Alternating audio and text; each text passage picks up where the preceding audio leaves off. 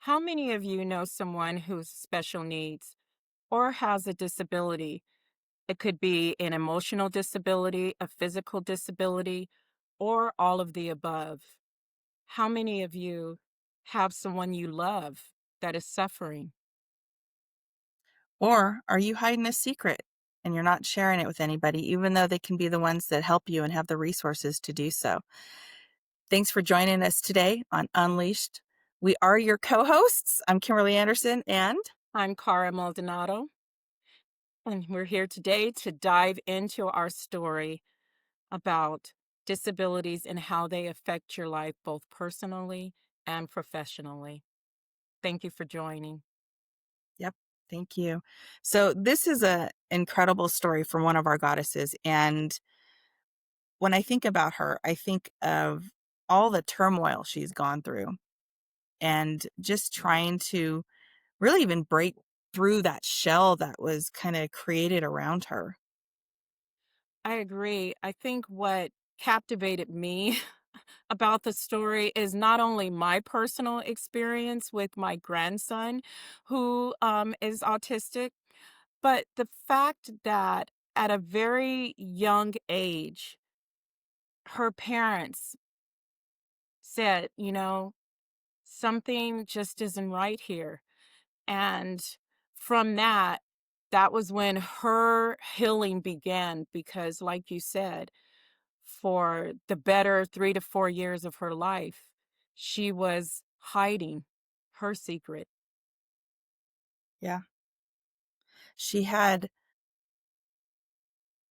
I think, if we talk about a little more specifically, certain verbal things that she was held back by. And I, I think one of the most fascinating things was she became such an incredible listener Yeah. because she didn't speak for a long time. And that's where her parents thought that she was having an issue or a disability of some sort. And then, you know, having her tested and whatnot.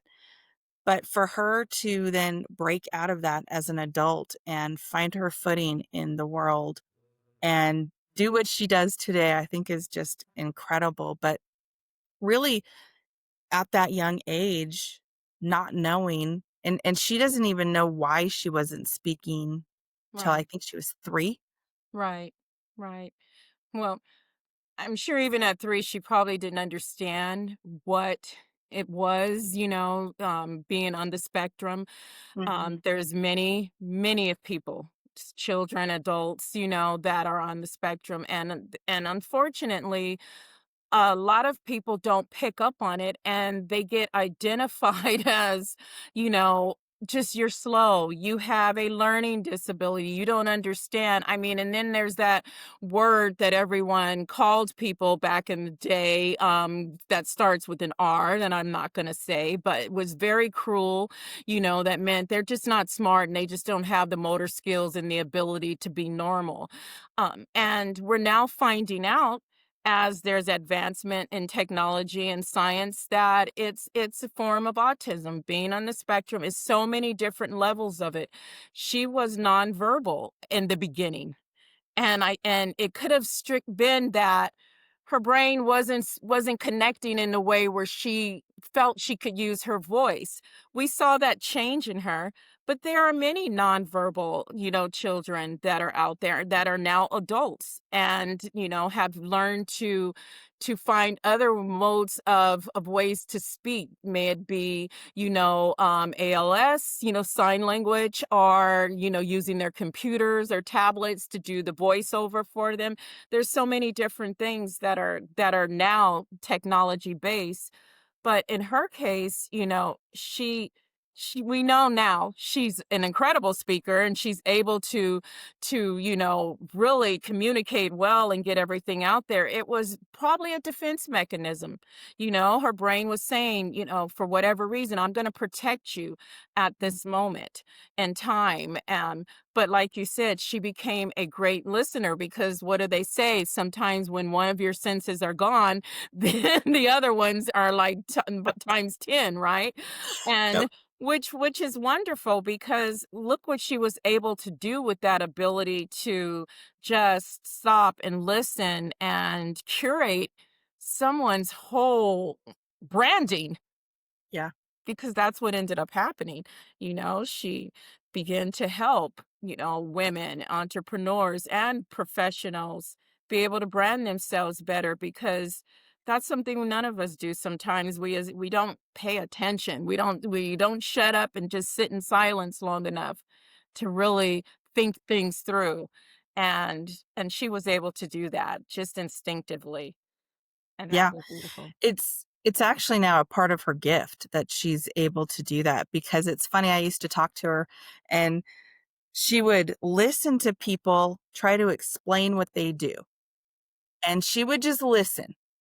And then something happens in her brain where she's, like, computing it and translating it, and then she spits out the most beautiful way, you know, somebody should share about what they do, their branding, their motto, all of that, which Right. I did not do a good job just now, but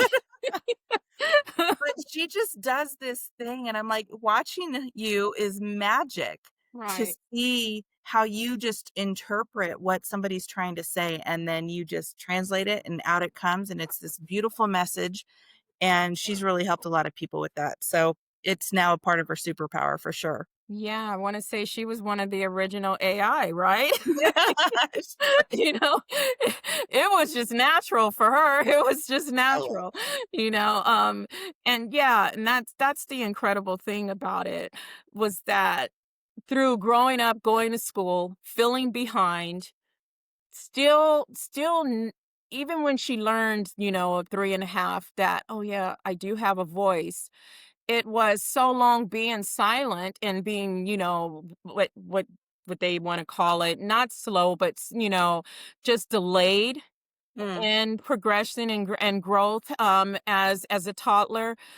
She still felt not even adequate to some of the other people that she was in school, not knowing just how special she was at that time.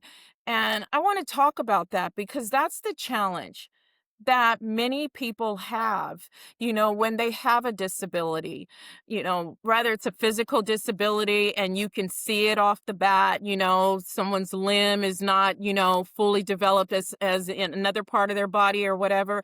And, but when you're on the spectrum, this is in a mental and emotional disability that people don't regularly understand and know right away. It's not something you can just look at someone and go, oh, you know, and roll out the diagnosis right then and there. It's very different and it's very subtle. In some cases, it can be at a higher degree, but there's a lot of bullying and a lot of judging that goes on with this, and she went through that, for a period of time, was because you're not really fully understanding, why did this happen to me? What does this mean for me? Is it going to come back? mm, Because that's a fear too, I started out, I didn't have a voice. Will I lose it again? It's all these things, and part of what we're trying to do on this podcast is bring these stories to light and bring an awareness to people out there, because we all know someone. We've judged, we've laughed, we've talked, we weren't clear. No one can say they never have, and you don't know till you've walked in the shoes and you've had a situation, or someone, or you personally have been through it, when you can understand the behind the scenes struggles that goes along with this. And it's not just her dealing with it, it's the whole entire family, mhm, it's the schools, because the teachers and the counselors and the doctors and the therapists and all these have to play a part in it.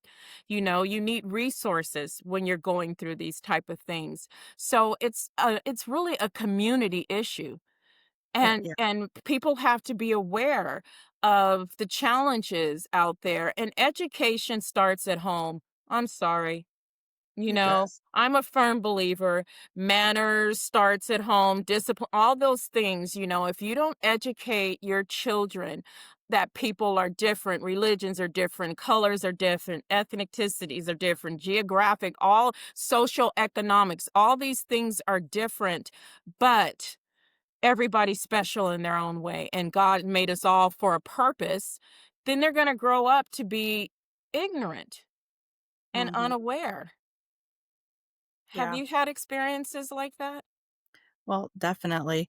And I think too, talking about how she struggled for so long and always she never felt like she was enough Right. or and had that confidence. That was a big thing that she talked about was the lack of confidence. And she started to stuff that Mhm. with food and wound up in a health situation. Yeah. And that's the secret that I was mentioning earlier is that she had the secret of this health situation and she didn't tell anybody.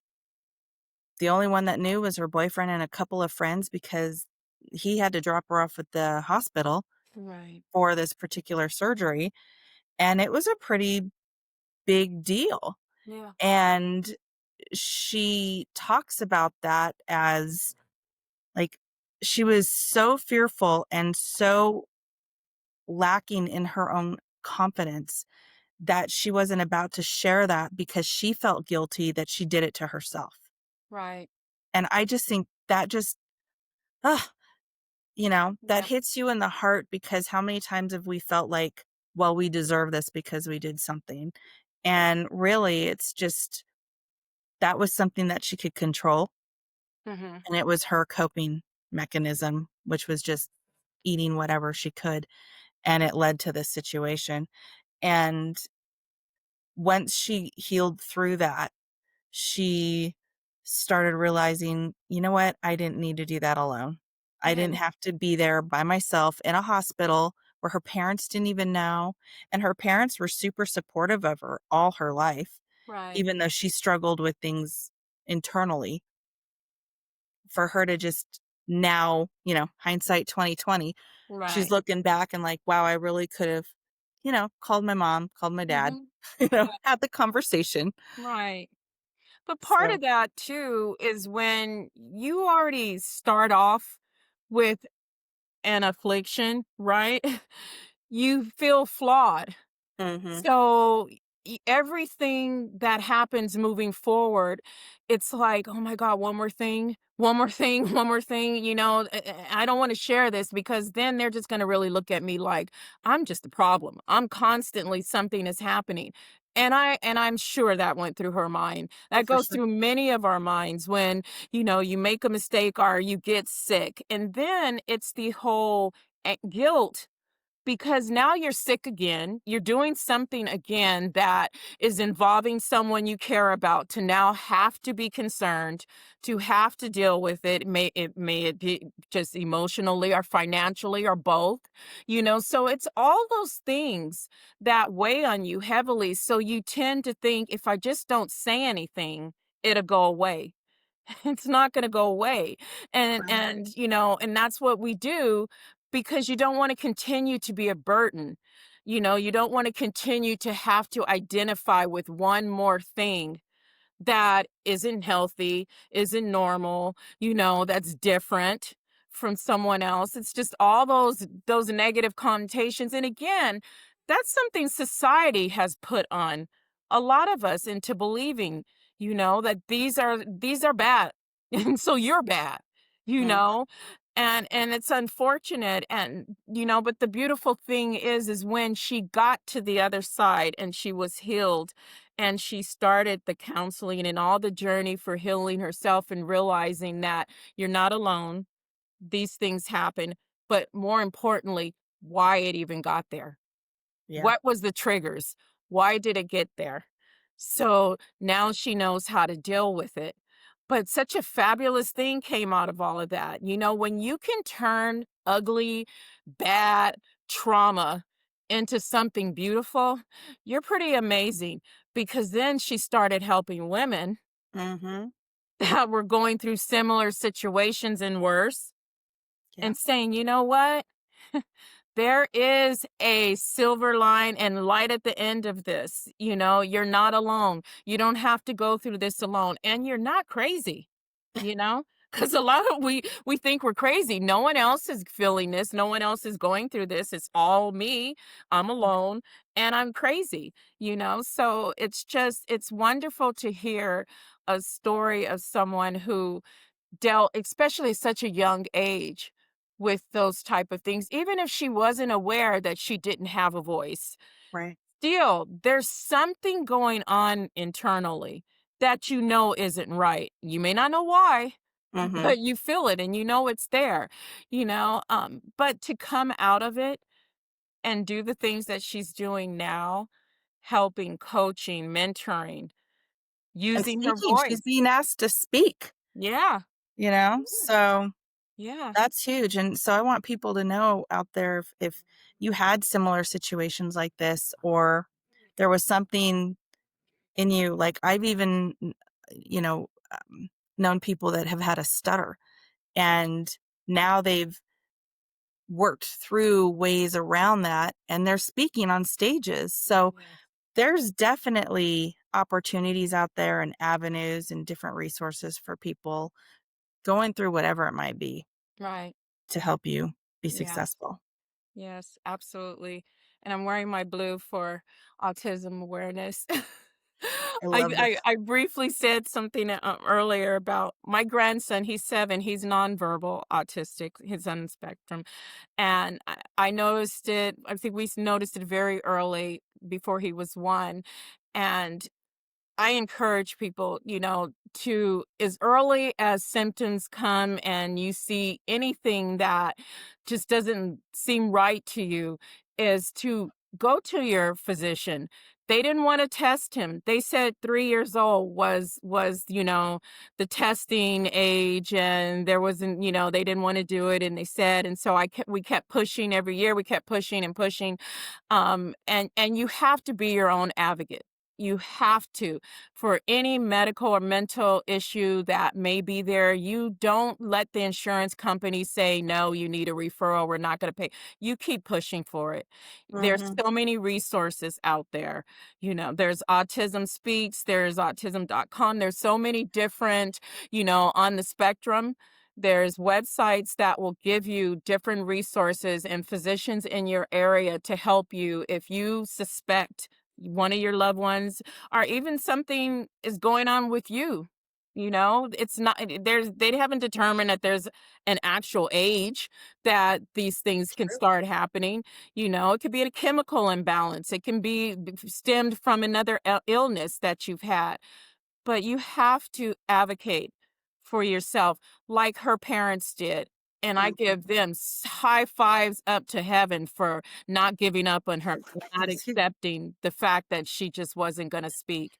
Because early, early intervention can really help the long game of how someone, progresses with these type of illnesses and disabilities. So, like we always say, drop us a line, and share this video if you know someone that needs to hear it, and subscribe. But more importantly, tell us your story and what you would like to hear.